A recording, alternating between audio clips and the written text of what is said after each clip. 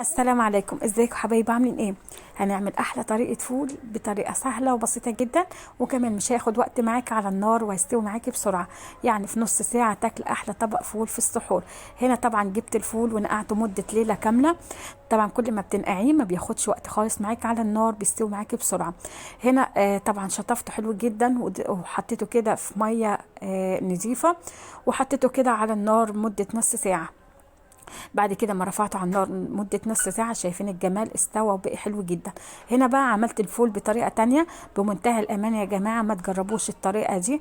ضفت عليه 3 معالق كده من الكركم ومعلقتين من الدقيق. طبعا عشان اغير اللون، بجد يا جماعة طعمه وحش جدا، بيبوظ بسرعة معاكي في التلاجة.